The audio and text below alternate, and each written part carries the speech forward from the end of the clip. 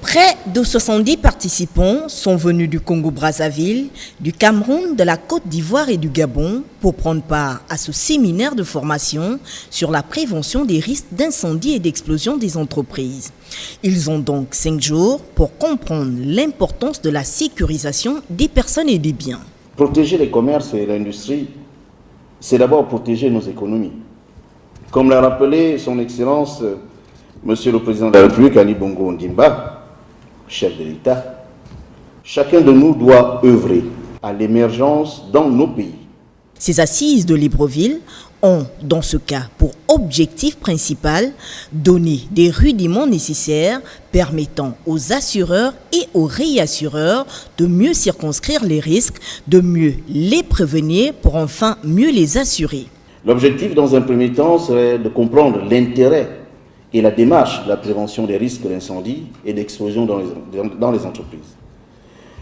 Secondo, d'avoir une approche rationnelle de la mise en œuvre d'une politique de prévention des risques d'entreprise. Cela permettra donc à tous les participants de se doter d'outils pour prévenir et faire face à la sinistralité. Dans ce cadre de diversification de l'économie, cette initiative qui implique la contribution du secteur industriel participe de la volonté du gouvernement de faire de ce secteur un levier important de développement.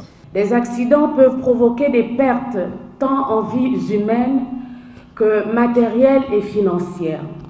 Et concernant la réduction de la fréquence des incidents et accidents, il est demandé aux exploitants de rechercher systématiquement les mesures concrètes de réduction de risques à la source, mais aussi la mise en œuvre de bonnes pratiques et de prévention et de maîtrise des risques.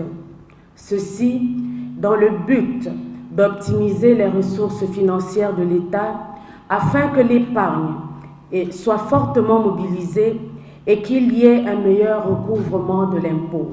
Les séminaristes pourront, au cours des excursions prévues, joindre la théorie à la pratique, car ils visiteront l'usine métallurgique Les Aciéries du Gabon, l'usine de transformation de bois Greenplay et la palmeraie d'Olam de Congo.